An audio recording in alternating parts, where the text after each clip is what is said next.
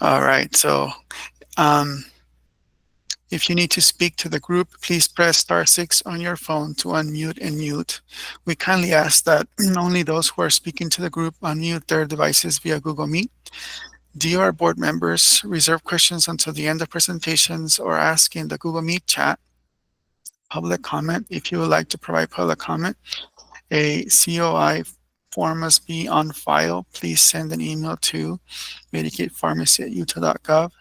Attendees that are not members of the UR board, please enter your contact information in the Google Meet chat or send an email to medicatepharmacy@utah.gov. Please use the chat on the right if needed. Please provide normative feedback after the meeting to help us improve our process moving forward. And thank you so much. And now I turn the time over to Dr. Weinstein.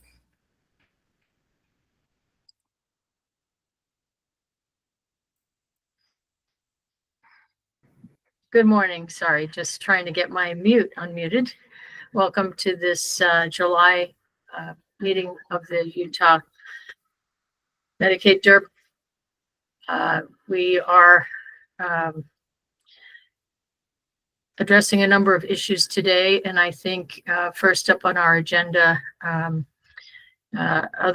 any other updates or housekeeping issues, Luis, that we need to address. Yes, thank you. Just one that last month our former Utah Medicaid fee-for-service pharmacy director moved on, and so she's no longer working with us, and so now it has fallen to Dr. Nguyen Nguyen to run things, and so she's the interim director at this time. So we thank her for taking on that challenge. And that is all for housekeeping today. Thank you. And again, I would echo our gratitude. I'm sure she has many other concurrent responsibilities. So we thank her for filling in on that important responsibility. And do you have some updates from the last meeting regarding the prior authorizations on Trivio and the other ones we covered? Yeah, so all of the found recommendations in terms of updates for these, the Trivios and Teglo and GLP-1 medications for weight loss have been resolved. And these have been posted. Excellent. Forms. Thank you very much. So that work is completed, as I understand it, and we can proceed with today's agenda. Yes. Okay, and I think it's Dr. Heath going to be presenting first the Coben fee. Is that right?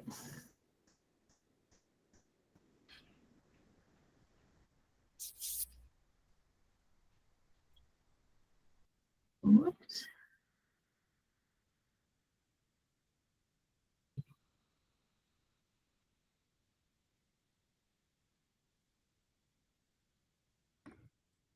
Good morning.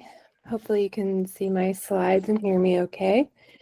Today's presentation will review information about the new antipsychotic xanomeline and trospium chloride, brand name Cobenfy. This report is primarily intended to be educational, while also providing information to guide the potential placement of xanomeline trospium on the Utah Medicaid preferred drug list. Objectives of the full report were to describe the mechanism of action of this new product, compare its safety profile to other established antipsychotics for schizophrenia, and to summarize its potential place in therapy. Schizophrenia is a chronic neuropsychiatric disorder that affects 0.3 to 0.7% of people during their lifetime, typically presenting between late adolescence and mid-30s. Symptoms of schizophrenia are classified as positive, negative, and cognitive. Persistent schizophrenia symptoms contribute to poor functioning and a reduced quality of life. Moreover, people with schizophrenia have a reduced life expectancy compared to the general population attributed to mental and physical comorbidities. While the neurobiology of schizophrenia is incompletely understood, it is attributed to aberrations in multiple neurotransmission systems in certain brain areas, including dopaminergic, cholinergic, GABAergic, serotonergic, and glutamatergic dysfunction. Positive symptoms are linked to the dopaminergic overactivity in the striatum and adjacent sensory motor striatum. Antipsychotics are the pharmacologic cornerstone of schizophrenia treatment recommended by U.S. schizophrenia guidelines for both acute exacerbations and long-term therapy. For decades, only dopamine receptor blocking antipsychotics, abbreviated DRB, including D2 receptor antagonists and partial agonists, have been approved for schizophrenia. There are approximately 22 unique active ingredients with an oral formulation approved for or used off-label to treat schizophrenia. These compounds have heterogeneous neuroreceptor binding profiles, which contribute to similar but variable safety profiles.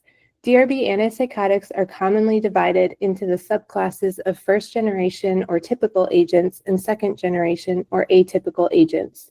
In general, DRB antipsychotics primarily reduce positive symptoms of schizophrenia, whereas negative and cognitive symptoms are less responsive to and sometimes worsened by DRB antipsychotics.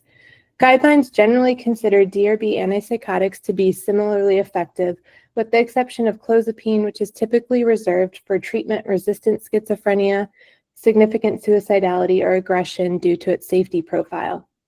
Challenges with DRB therapy in some patients may include a lack of response or troubling adverse events such as weight gain or movement disorders. Unfortunately, about 40% of patients exhibit no or minimal response to DRB treatment, and up to 33% of patients are considered to have treatment-resistant schizophrenia, typically defined as persistent significant symptoms despite adequate trials of 2 or more DRB antipsychotics. Xanomeline trospium is a first-in-class muscarinic receptor agonist approved in September 2024 for the treatment of schizophrenia in adults. It is available as a fixed-dose combination oral capsule comprising xanomeline, which is a muscarinic acetylcholine receptor agonist with the greatest potency at type 1 and 4 receptors, and trospium, a muscarinic receptor antagonist with minimal CNS penetration. Therapeutic benefits for schizophrenia are attributed to the actions of xanomeline in the CNS, while trospium serves to decrease peripheral cholinergic adverse events of xanomeline, such as nausea. Xanomeline trospium is administered orally twice daily. It should be initiated at a lower dose and up-titrated to the maximally tolerated and effective dose. Because older adults were excluded from xanomeline trospium pivotal trials and such individuals may be at a greater risk of anticholinergic adverse events, it is recommended by product labeling to follow a slower titration schedule and use a lower maximum dose.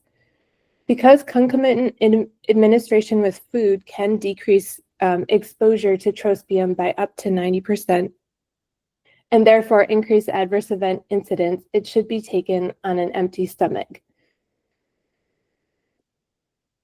Muscarinic acetylcholine receptors are expressed in the CNS and periphery. Cholinergic signaling through binding of the endogenous neurotransmitter acetylcholine to the muscarinic receptor mediates key functions of the parasympathetic nervous system at smooth muscles, cardiac tissues, and secretory glands. In the CNS, muscarinic receptor-mediated activity is important for optimal arousal, cognition, memory, and learning, among other functions. The type 1 and 4 muscarinic receptors, which are primary targets of xanomeline, are more highly expressed in the CNS than in the periphery. Muscarinic agonism is an established target for the treatment of schizophrenia based on decades of preclinical and clinical research.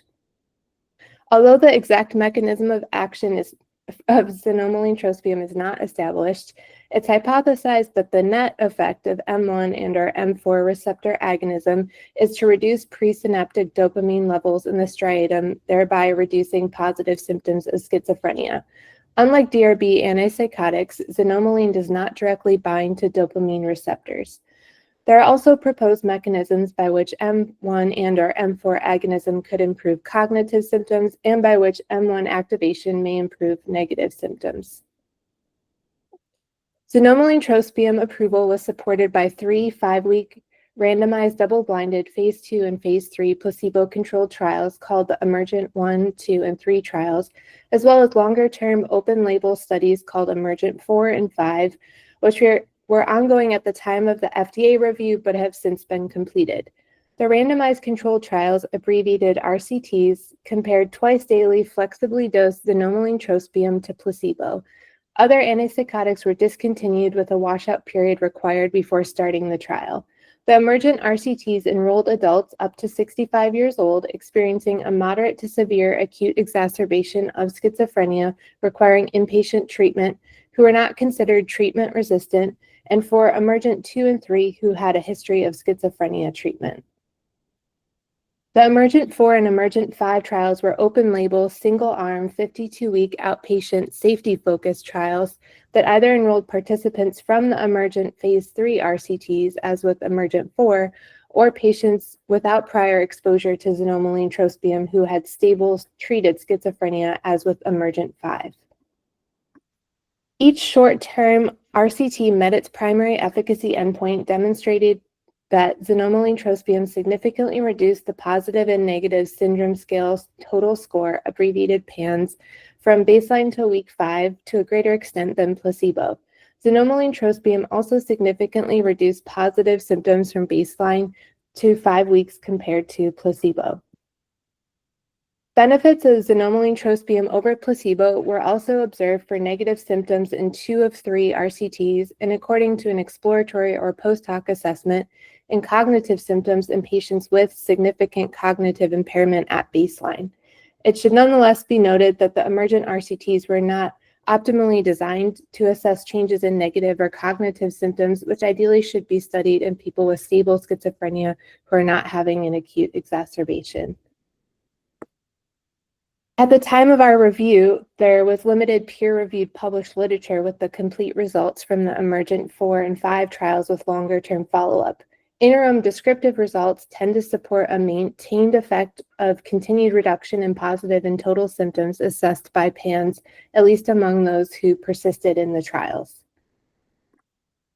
Regarding the safety profile in the 5-week emergent RCTs, the most frequently reported adverse events associated with xanomeline trospium were primarily cholinergic or anticholinergic in nature and of mild or moderate severity.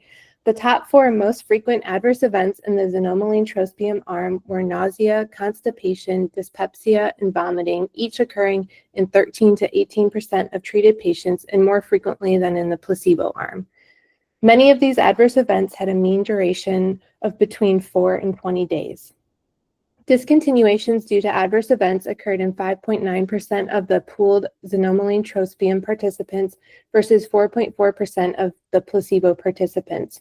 The most common causes of discontinuation in the xanomeline trospium arm were nausea, vomiting, and gastroesophageal reflux, whereas schizophrenia, psychosis, and agitation were the most common in the placebo arm. Cholinergic and anticholinergic events were also the most frequent adverse event types from the Emergent and Emergent 4 and 5 interim findings, with up to 52 weeks of total or additional xanomeline trospium exposure. At the time of the long-term interim results, 14.9% of patients had discontinued treatment due to an adverse event, and the incidence of serious adverse events in the smaller Emergent 4 trial that enrolled prior RCT participants was 5.3%. Xanomeline trospium is free of the labeled warnings established for all or many DURB antipsychotics, such as the boxed warning for the risk of death in elderly people with dementia and warnings for tardive dyskinesia and metabolic changes. Instead, most xanomeline trospium contraindications, warnings, and precautions are from the safety profile of trospium chloride. Xanomeline trospium is contraindicated in persons with moderate or severe hepatic impairment, urinary retention, gastric retention, or untreated narrow-angle glaucoma, and in those with a known hypersensitivity to its components. Use is not recommended for persons with mild hepatic impairment, moderate or severe renal impairment, or active biliary disease such as symptomatic gallstones. It also carries several warnings or precautions, primarily due to cholinergic or anticholinergic effects, as well as for the risk of angioedema. Xanomeline trospium may increase heart rate, which may not be tolerated by patients with underlying tachycardia or cardiovascular disease. There are no head-to-head trials comparing xanomeline trospium monotherapy to any DRB antipsychotic, primarily using safety information from recent U.S. schizophrenia guidelines, prescribing information, and/or the Lexi drug compendia. We indirectly compared the propensity for and/or increase or incidence of several serious or common adverse events for the DRB antipsychotic class to xanomeline trospium. Notably, these indirect comparisons are subject to many limitations and do not account for every known adverse event or the severity of these events, so they should be interpreted with caution. The safety profile of xanomeline trospium is immature regarding long-term risk compared to the decades of experience with the DRB antipsychotic class. Medication-induced movement disorders, or extrapyramidal symptoms, abbreviated EPS, are excess, reduced, or involuntary movements associated with D2 receptor blockade. Because dopaminergic activity associated with EPS is modulated by cholinergic neurons affected by xanomeline, there is a theoretical potential for xanomeline trospium to cause or worsen EPS. Overall, the available data suggests that xanomeline trospium may be associated with infrequent events of mild to moderate EPS, particularly akathisia, compared to placebo in the short term. However, the absolute number of events in the RCTs was very low, hampering definitive conclusions about a causal role of xanomeline trospium in the development of EPS. Long-term data of EPS events is limited. Rare tardive dyskinesia and akathisia or restlessness events have been reported at the interim analysis in less than 2% of treated patients in the 52-week trials. For indirect comparison, we pulled data about the incidence of EPS in short-term trials for risperidone, which is considered to have a higher EPS liability among second-generation agents, and lumateperone, which is among the DRB antipsychotics with the lowest EPS liability. This rough benchmark comparison suggests that the incidence of EPS with xanomeline trospium in the short term is comparable to or less than lumateperone. Several DRB antipsychotic class-related adverse events have also been reported with xanomeline trospium, for example, heart rate elevation, orthostatic hypotension, sedation, and EPS. Yet the incidences of EPS and sedation with xanomeline trospium in 5-week RCTs were relatively low and are comparable to the incidences with DRB antipsychotics with the lowest liability for those adverse events. Other DRB class-related adverse events appear to not be associated with xanomeline trospium in the evidence thus far, including metabolic changes, cerebrovascular events, neuroleptic malignant syndromes, seizures, QT interval prolongation, and leukopenia. Some DRB antipsychotics exhibit similar adverse events to those associated with xanomeline trospium. DRB antipsychotics with stronger anticholinergic effects, such as clozapine and olanzapine, have some similar labeled warnings to xanomeline trospium for anticholinergic effects. In general, for reviewed adverse events associated with xanomeline trospium for which we extracted indirect comparative data, at least one oral DRB antipsychotic had an estimated incidence similar to or higher than the incidence with xanomeline trospium in short-term RCTs, and at least one DRB oral antipsychotic was either not associated with the adverse event or had a very low estimated incidence. Although evidence is limited based on interim long-term data, xanomeline trospium may carry a slightly greater risk of urinary retention than DRB antipsychotics. 3.5% of urinary retentive events reported across all its clinical trials at the time of the FDA review were considered severe and serious. Based on the FDA-approved indication, xanomeline trospium is an additional option for the treatment of schizophrenia for acute exacerbations and maintenance therapy. However, since recent U.S. guidelines for schizophrenia predate its approval, its place in therapy is not fully differentiated from DRB antipsychotics. Guidelines generally suggest using an individualized approach to selecting therapy, and the safety profile and available formulations are major factors that drive antipsychotic treatment selection. Based on indirect comparisons of short-term efficacy, which is subject to limitations, xanomeline trospium seems to exhibit at least similar efficacy for an acute exacerbation of schizophrenia to several second-generation DRB antipsychotics. Evidence is limited for the use of xanomeline trospium in some populations, such as people with treatment-resistant schizophrenia, due to the clinical trial eligibility criteria. Regardless, and less contraindicated, xanomeline trospium is approved for the treatment of schizophrenia in most adults, similar to many DRB antipsychotics. While the available long-term evidence suggests a persistence of effect with xanomeline trospium as maintenance therapy and similar safety profile to short-term treatment, there remains some uncertainty due to the lack of complete published long-term results, especially regarding any association with adverse events that typically emerge with longer-term use. Several experts suggest xanomeline trospium as an option for patients who cannot tolerate DRB antipsychotics or for whom DRB antipsychotics would not be advisable due to their safety profile and the patient's characteristics. The apparently low propensity for EPS with xanomeline trospium, as well as the lack of significant metabolic effects or QT interval prolongation, are particular benefits highlighted by experts. Yet, while the safety profile of xanomeline trospium may be advantageous for some patients, it is contraindicated or not recommended for use in several populations.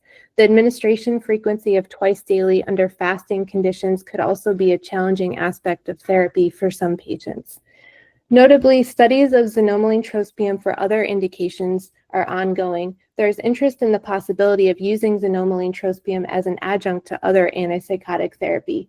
Top-line results from the adjunctive therapy ARISE RCT were recently released. This trial found that xanomeline trospium as an adjunct to certain second-generation DRB antipsychotics does not significantly reduce the PANSS total score compared to the adjunctive placebo with DRB monotherapy in people with schizophrenia, although significant benefits were observed in certain second-generation antipsychotic subgroups. Utah Medicaid and the Drug Utilization Review Board may consider xanomeline trospium for placement on the Utah Medicaid preferred drug list as a preferred or non-preferred product. Currently, the PDL only includes the second-generation antipsychotic class, and non-preferred antipsychotics are generally accessible if providers indicate dispense is written on the prescription. Thanks for listening, and please let me know if you have any questions. And I understand that I jumped the gun a little bit from the agenda. Sorry about that.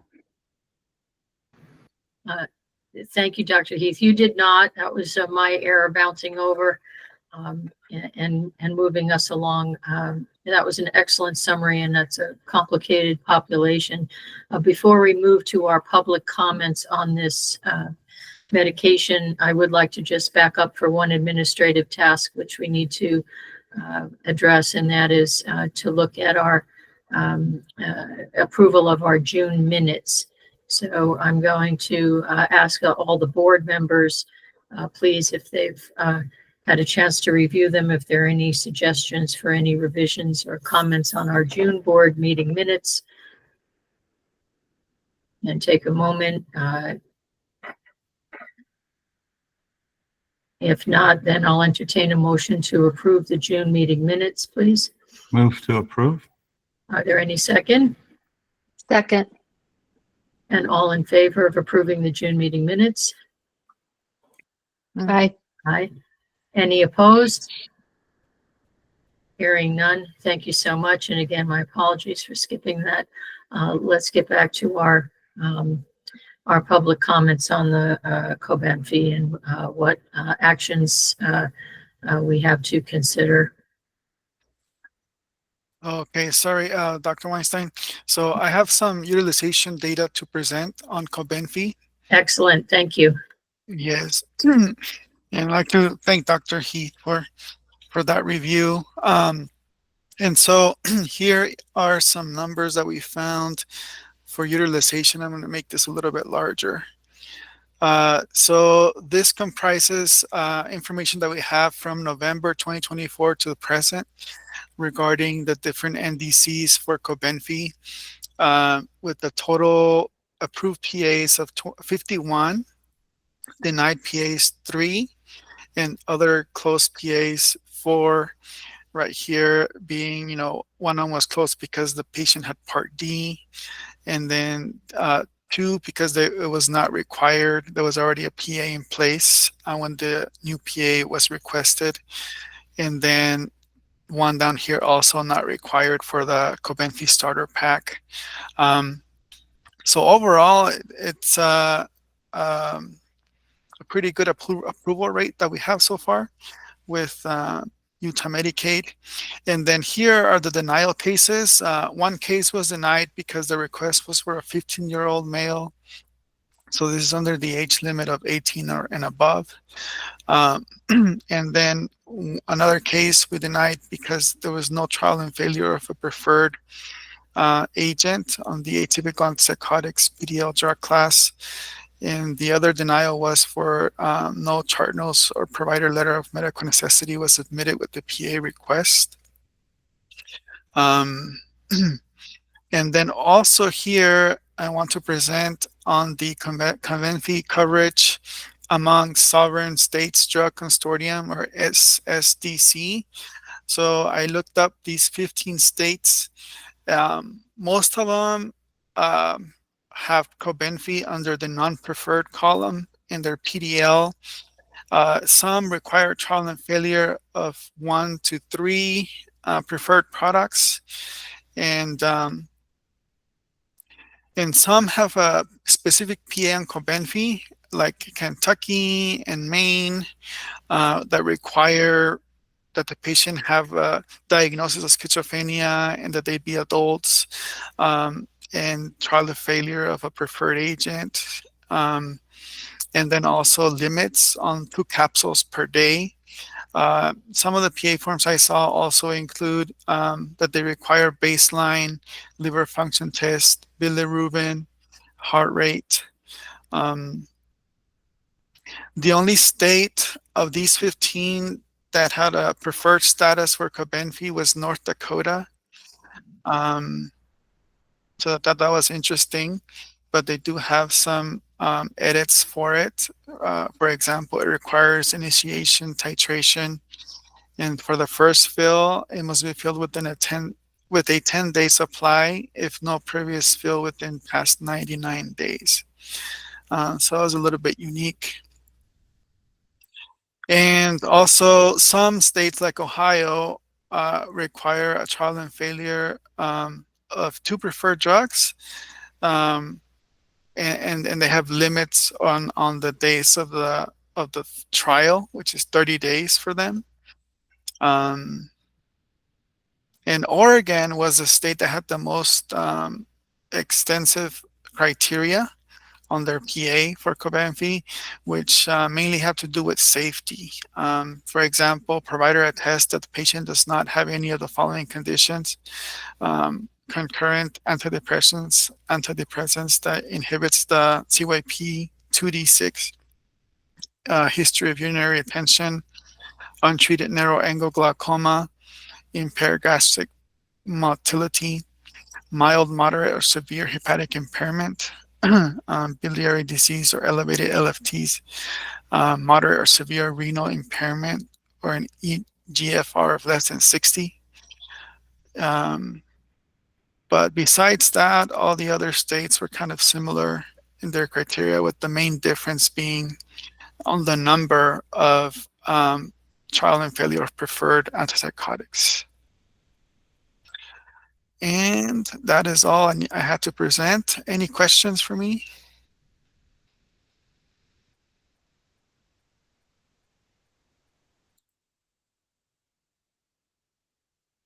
All right.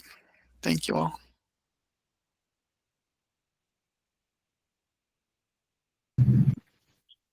And we have some public comments on our schedule for today. Yes. Hello, this is Aaron Fayette. Can you hear me? Yes, we can hear you. Yes, thank you. Yeah, sorry, I didn't know if I I serve as the director of HUR at Bristol Myers Squibb, and I want to thank Dr. Heath and the full committee for the opportunity to very comprehensive address many of the points. Just a couple of key additional segments that I would like to add for your consideration is first, the placement of Cobenfy as a preferred agent with no additional clinical criteria would afford a new option or another alternative for your adult patients with the diagnosis of schizophrenia. I have included the full publication list prior to this testimony, and I just encourage the committee to review those publications as well as the complete ISI information. But when we really look at Cobenfy, it is the first in class, and it's the only M1, M4 muscarinic receptor agonist indicated for the treatment of schizophrenia in adult patients. And the other things that I would highlight to you at a top level, it was already addressed. The long-term studies were 52 weeks in duration. At a top-line level, the emergent 4, I like to highlight that first. Those are patients rolled over from the acute phase trial, from the 5-week inpatient setting to an outpatient setting over 52 weeks, evaluating the safety parameters. The most common adverse events seen at that 52 weeks, if greater than 2% of patients, tended to be the cholinergic or anticholinergic in nature, being the nausea, the vomiting, the dyspepsia, and things of that nature. But it was also interesting from a safety vantage point, patients did not see a weight gain. There was actually a mean weight reduction at the top line level result. And from an efficacy standpoint, that the durability of effect, we saw a nearly 33% or 33-point reduction in PANSS total score at 52 weeks, and nearly 69% of patients achieved a greater than or equal to decline from the acute baseline floor adjusted PANSS total score in the treatment of with the treatment of Cobenfy. The other things I would highlight to you is that based on the top line results of the emergent 4 and 5 trials, comprised of 718 patients, there were no new safety signals as it relates to metabolic disruptions, no clinically meaningful movement disorder signals, no new prolactin safety signals, as well as the population had a mean weight reduction of almost 5 pounds. There is ongoing research and other indications, and we do have an ongoing food study. So with that, I respectfully ask the committee to consider adding Cobenfy as a preferred drug agent on the Utah Medicaid for adult patients with schizophrenia, and I welcome any additional questions. Thank you. Thank you so much for keeping within the 3-minute time limit.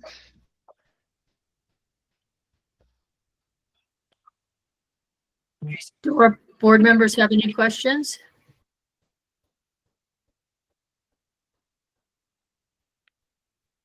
Okay, I appreciate, Dr. Moreno, you're presenting that utilization data, and it does look like most of those denial of requests had to do more with administrative issues, or in the rare case or two where patients were not literally qualified for that drug therapy.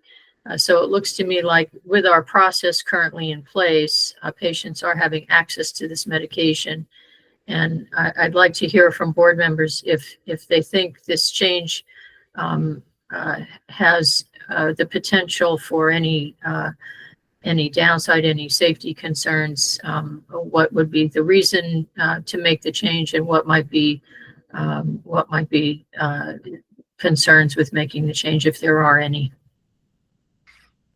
Yes, and Dr. Weinstein, I just wanted to mention real quick too that we have access to Cobenfy through the DAW1 pathway. So that's another way for prescribers to have relatively easy access to get the medication for their patients who would need it. correct. Thoughts from board members?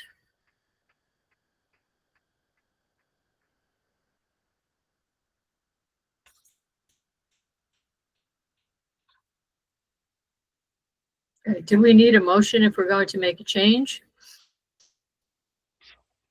Yeah, I don't think if a motion is necessary at this time. Okay. Thank you. All right, we take all the information under advisement and proceed with the agenda then. Very good. Okay, thank you so much. I believe we're on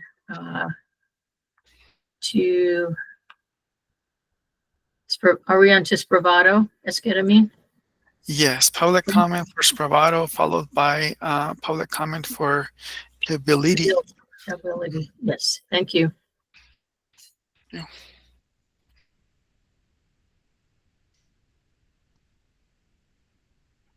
All right. Let me get this Spravato up. I present and then it's public comment. Is that right? Correct. Sorry, Okay. Skylar. Just makes sense. I mean, make it sure. Sorry, Skylar. For the agenda, first we'll have the public comment, and then we'll do the presentation on the PA changes. Okay. Okay. Thank you. So is Amy Hale, Dr. Hale? Yes, good Are you morning. ready? Thank you. Go ahead. Hi, all. My name is Amy Hale, and I'm a pharmacist and principal scientific account lead with Johnson & Johnson Innovative Medicine. I want to thank you for this opportunity to speak to you this morning about Spravato, or esketamine nasal spray. Spravato is an NMDA receptor antagonist indicated for the treatment of treatment-resistant depression in adults as monotherapy or in conjunction with an oral antidepressant, and also for depressive symptoms in adults with major depressive disorder with acute suicidal ideation or behavior in conjunction with an oral antidepressant. The effectiveness of Spravato in preventing suicide or in reducing suicidal ideation or behavior has not been demonstrated. Use of Spravato does not preclude the need for hospitalization if clinically warranted, even if patients experience improvement after an initial dose of Spravato. Spravato has a box warning for sedation, dissociation, respiratory depression, abuse and misuse, and suicidal thoughts and behaviors. Due to these risks, Spravato is available only through the Spravato REMS program. The most common adverse events in patients treated with Spravato monotherapy include dissociation, dizziness, nausea, sedation, vertigo, hypoesthesia, anxiety, lethargy, increased blood pressure, vomiting, feeling drunk, and headache. The FDA issued alerts due to the increased safety reports following the use of compounded ketamine products.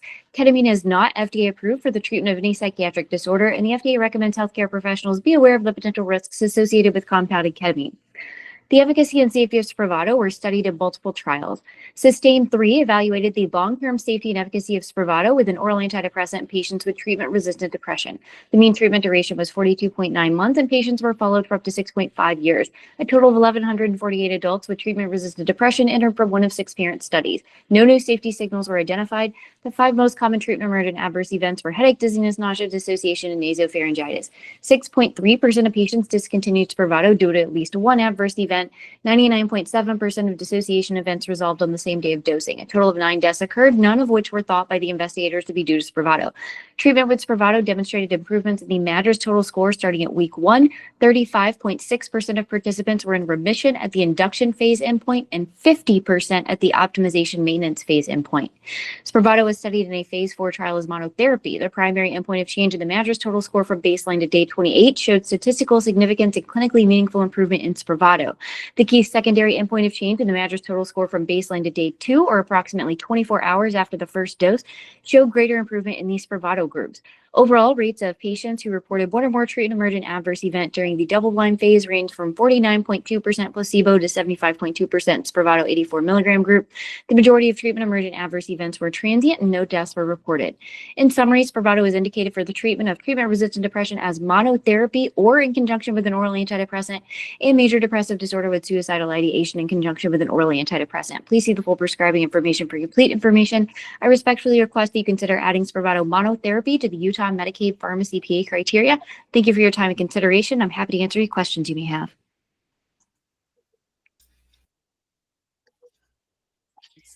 Thank you very much.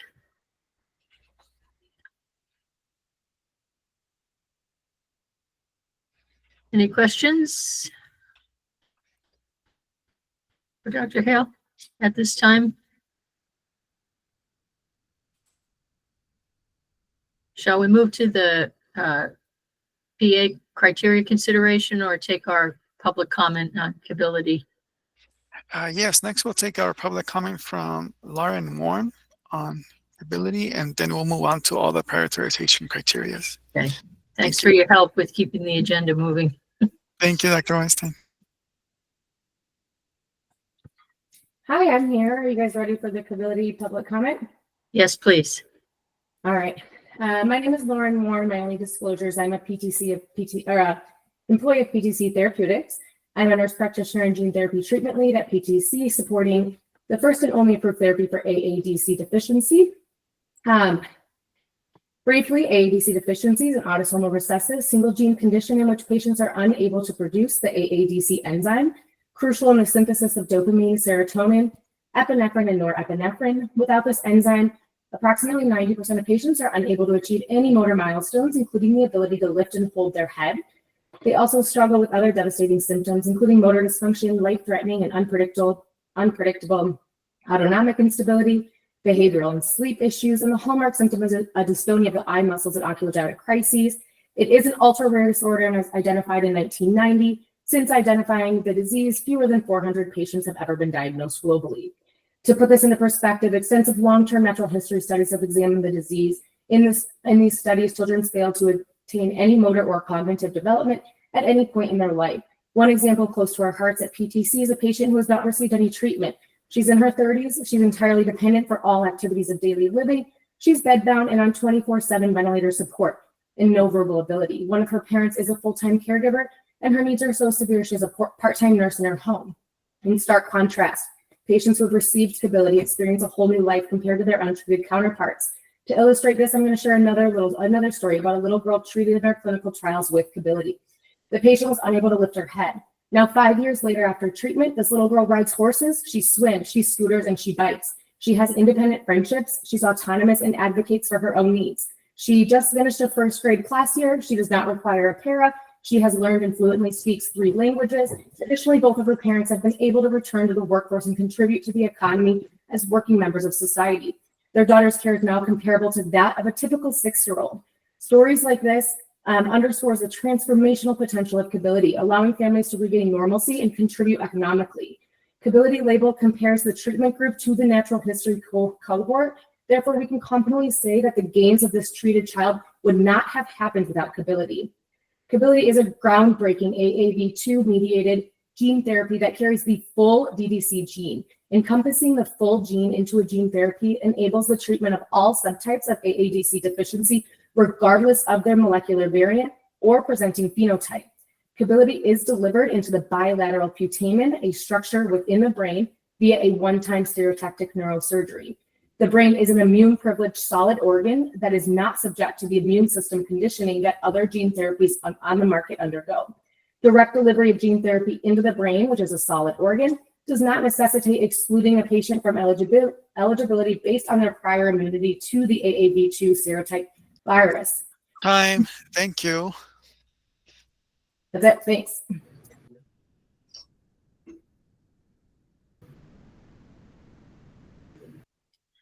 Sorry, my microphone's having a little fun today. Thank you so much for that information. We'll move on to our consideration for criteria. Yeah, so now we'll have Dr. Fenton present on Spravato, and then followed by Dr. Park on Kability, Dr. Wan on Adzynma, and then I will be the final presenter for the PA criteria for Kability. Thank you.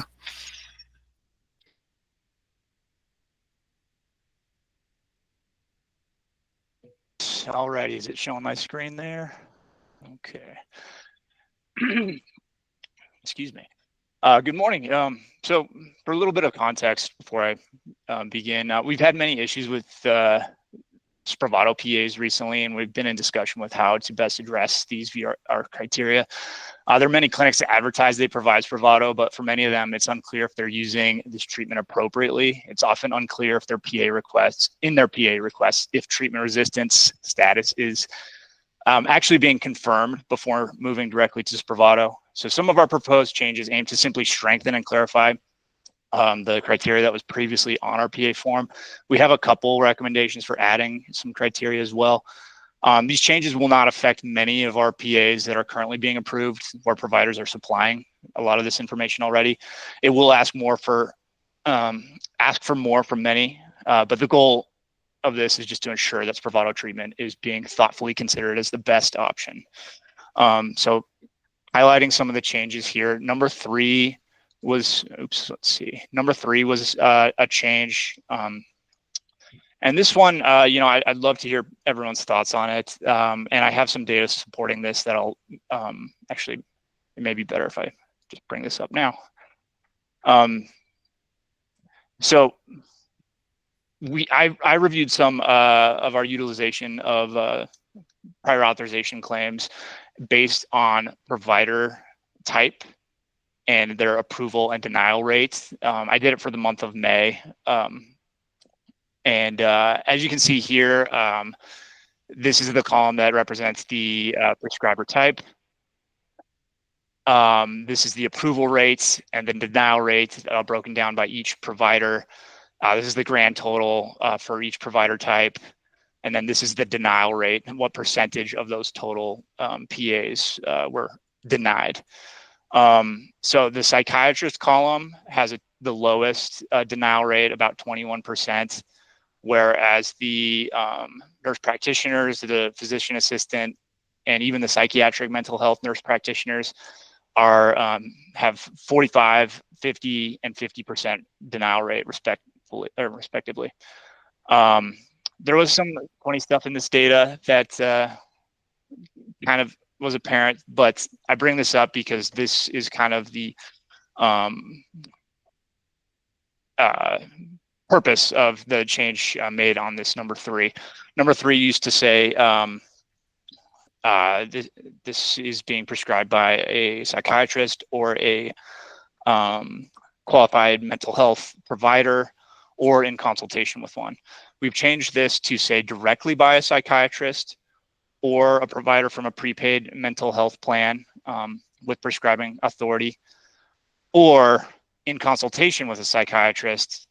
And then we've defined what we'd need to prove that they've been in consultation with that psychiatrist. So it says who has provided a patient-specific signed and dated letter attesting to the necessity of treatment in which it is obvious the patient's case has been reviewed and they are available to discuss the patient's case if needed. And then just moving through the criteria, this is a new one we added, and this goes in line with something Amy Hale mentioned about an increased risk of compounded ketamine products. This states, does the provider attest that the patient is not being prescribed or utilizing ketamine?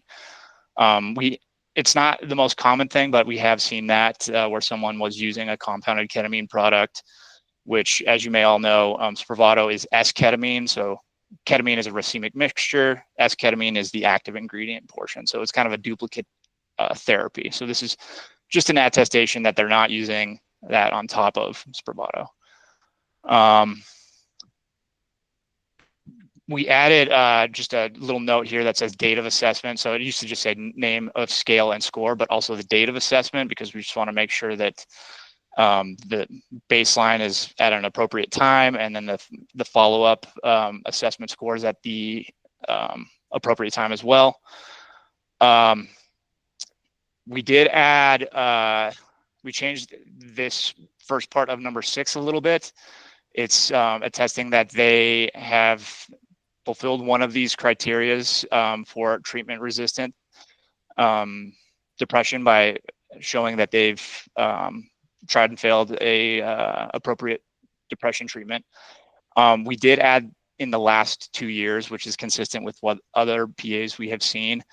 The problem we were seeing is people were coming into clinics, and it seems like they were often just kind of self-reporting what they were being used and sometimes, or what depression medications they had previously used. But sometimes it was like, I tried this in 2005, and no details on like what the failure actually was. And the provider would just be like, okay, well, that meets criteria, so let's go straight to Spravato. So that just tries to capture that a little bit better, so we can, really assess how the treatment was going, if Spravato was actually appropriate. So number 7 is something kind of supplemental to number 6. It's a new addition. This is saying the requesting provider attests that they were the prescriber of the antidepressant trials in criteria 6, or if not, that previous chart notes from previous provider, letter from referring provider, and or pharmacy claims data has been obtained, verified, and provided. So this is just an attempt to really verify that the patient isn't just self-reporting something that may not be true, that there really is treatment resistance documented. Now, we didn't have any proposed changes to number 8 at this time. This is the taken concurrently with another antidepressant requirement. Amy Hale did mention that it has been approved for monotherapy. We've had some discussion about that, and I'd be interested to hearing other people's thoughts. Most of our changes today were aimed at trying to address the issue of seeing inappropriate or potentially inappropriate Spravato prescriptions, but that's something that the monotherapy aspect is something we've been talking about as well. But we had no changes on that at this time. And then the only other changes were in the reauthorization criteria. We did add this section right here that says, well, I'll read the whole thing. So it has the provider included an updated depression scale assessment using the same validated depression rating, showing a clinically significant improvement from the baseline score. So this is where they write, PHQ-9, the updated one with the new date of assessment. And we did add this section too that says rationale for prescribing if improvement not noted. There have been some cases where the PHQ-9, it did seem appropriate to continue Spravato, even though the PHQ-9 didn't immediately reflect that. So this is just giving providers an opportunity to explain if there isn't a significant improvement, but they still think Spravato is warranted, to give them that opportunity to explain. Number 2 is just updated language to be in line with the previous change on number 3's initial approval. It's just saying psychiatrist or PMHP provider with an updated letter. Number 3 is a new one we added. In the initial thing, they have to talk about what antidepressant they're going to be on concurrently. Number 3 is making sure that the provider is checking that they are adherent to that medication. And we've defined that by having no more than a 10-day refill gap. So if we're going to require someone to be on an antidepressant initially, to authorize it, we're just going to make sure that they're also, being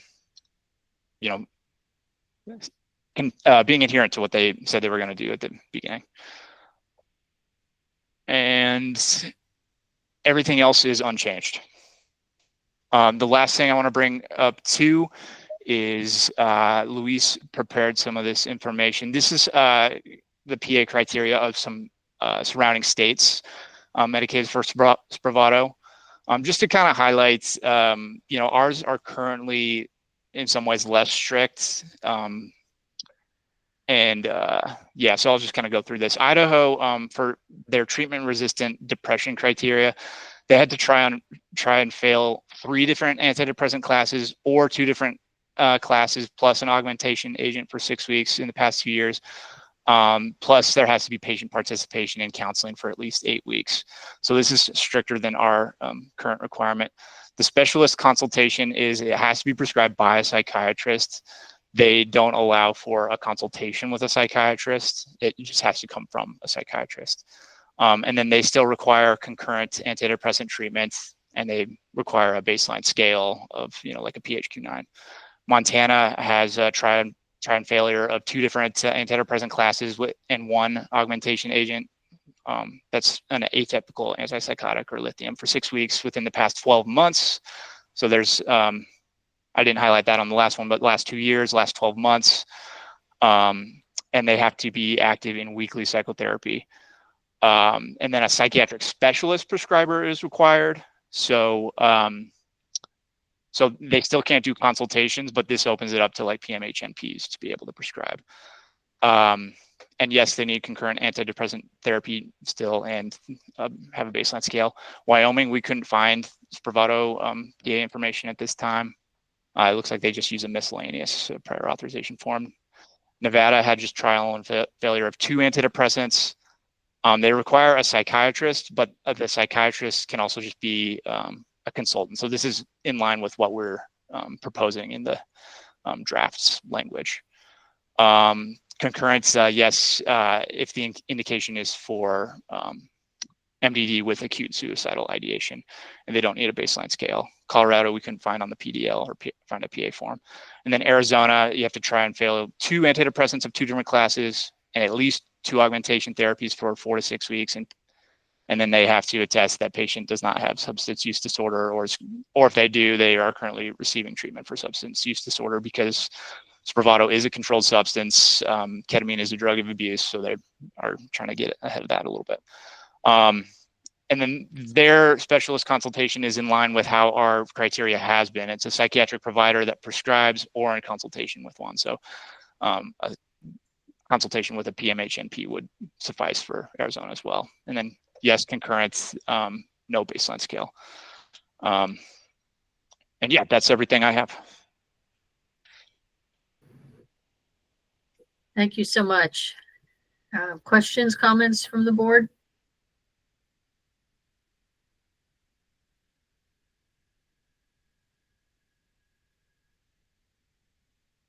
A couple of minor wording suggestions. First of all, I just want to say we acknowledge I'm going to call it the popularity of ketamine in the community, with many clinics practicing essentially independently, offering ketamine. So I think it's very difficult sometimes for prescribers in certain settings to know what their patients are doing. So on 3 there, which you have showing, I just had a thought where we have the word on the second box under 3, where we say the physician is attesting to the necessity of treatment in which it is obvious. Maybe we would just say either stated or documented. I don't know that the word obvious is a good kind of administrative word. So I might change that, and that would carry down to the reauth where we have the word obvious. So they're attesting to something that's in the documentation. I might just change that word. But on number 4, going back to the issue of, what goes on in the community and where people might be going to private clinics where they're not in a health system where the records are accessible.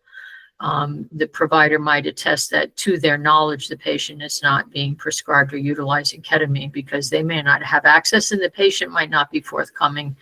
And so I think where we have such a ready access to this drug in settings that aren't part of health systems, I think it might be fair to say the provider attests to their knowledge, meaning they've asked, they've looked into it, but they may not know. And then I will say ketamine compounds will show up on the controlled substance database, so we could add the wording, the CSD was reviewed. Okay, so that's a way to catch it then. If those private clinics are reporting as they should, right, then that's a safety net. Then maybe we can add that to say, to include the review of the Utah Controlled Substance Database. So that would be helpful there. So they have a prompt to do that. I think that's the safety concern. That might address that well then. And those were all my thoughts, and really appreciate this.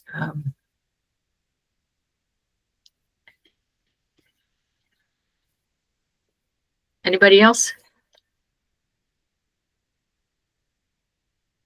Take a motion with these minor edits. Approve our revised PA form for the esketamine.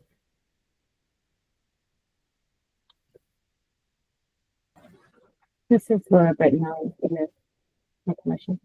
Pittsburgh. Thank you. Do we have a second?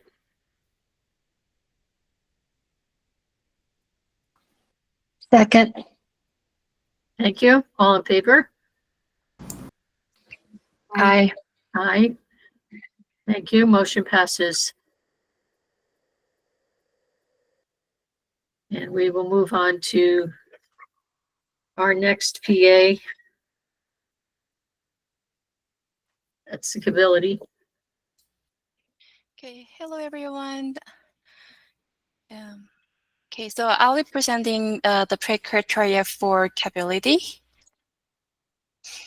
So the first criterion is the patient at least 16 months or older, and then the patient have a diagnosis of aromatic L-amino acid decarboxylase, also known as AADC deficiency due to biallelic mutations in the DDC gene, confirmed by molecular genetic testing. Is the plasma AADC activity less than or equal to 5 picomole per ml per milliliter? Does the patient have a severe phenotype AADC defined as having no motor milestone achievement at baseline and no clinical response to standard of care therapies? Does the patient's CSF neurotransmitter profile demonstrate the following? Low level of homovanillic acid, 5-hydroxyindole acetic acid, and 3-methoxy 4-hydroxyphenyl glycol, high level of 3-O-methyl-dopa, L-dopa, and 5-OH tryptophan, normal level of CSF piterins. Is the patient currently on the stable dose of dopamine agonist, monoamine oxidase inhibitor, and pyridoxine or other forms of vitamin B6, and still has persistent neurological deficits such as oculogyric crisis, hypotonia, and developmental delay? If the patient is 18 months or older, does the patient have a history of motor developmental delay with inability to walk independently without support by the age of 18 months? Does the provider attest that the patient has never received capability before? Is the medication being prescribed by or in consultation with a neurologist? Does the patient have a confirmed skull maturity assessed by neuroimaging? Will capability be administered by intraputaminal infusion with a medical standard that is capable of stereotactic neurosurgery in addition to the preparation and infusion of capability? Will capability be administered using FDA-authorized cannula for intraparenchymal infusion? For example, there can be ClearPoint, SmartFlow, neurocannula. Does the provider attest that the patient does not have an anti-adeno-associated virus, serotype 2, antibody titer above the threshold for a positive result, which is 1 to 1200 or greater than 1 optical density value by enzyme-linked immunosorbent assay? And because this is gene therapy, this is authorized 1 dose per lifetime, and this is the ultra high cost drug, so they have a different procedure for the PA processing, so they can review at this link. And then any questions?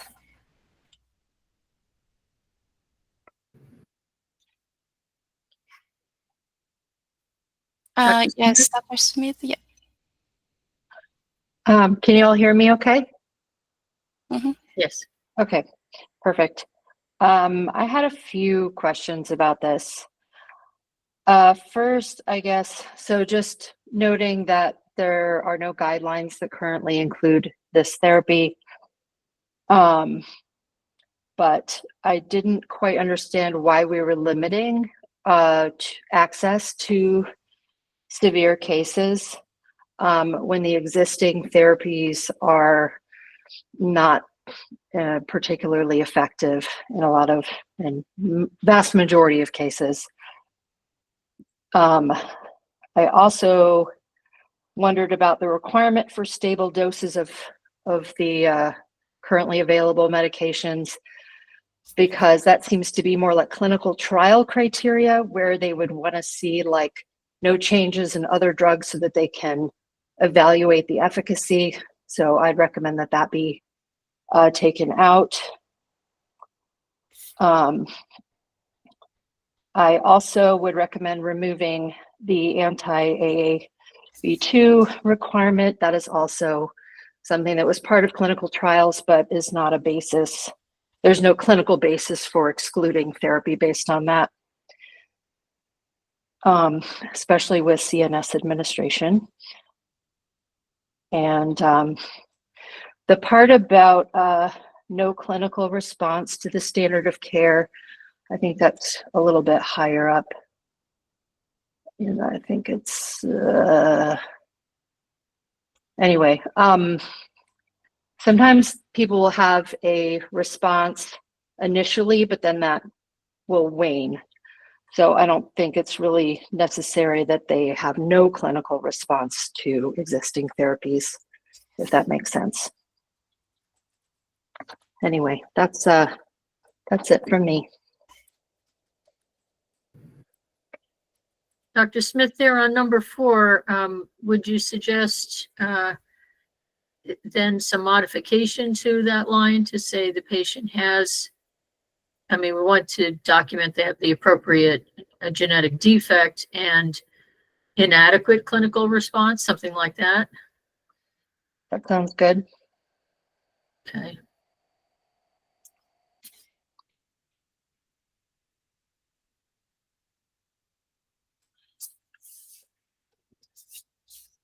This being a relatively rare condition and an intracerebral injection, I don't imagine, you know, we have people running into to do this casually. So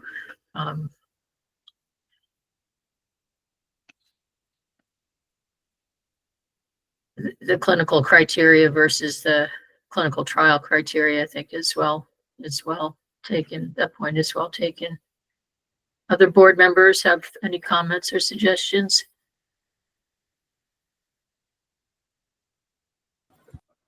This is Laura Britton. We often mimic the clinical trial in our criteria because, stating the obvious, that's where it has been tested. So let's see why that is appropriate. However, if it's not in clinical practice, that's what we want to understand. Something doesn't match normal clinical practice. So is that what you're saying, Dr. Smith? That those things are not normal? Yeah. Yeah, for example, the anti-AAV2 antibody, that is something they would monitor with gene therapy or obtain at baseline, but it would not be something that they would use to disqualify someone in clinical practice. So does 13 need to be modified also to say the provider attests that they have established a baseline and will monitor, or would you suggest some language to that effect? I personally don't know if it needs to be there at all, but Or just take it out. yeah.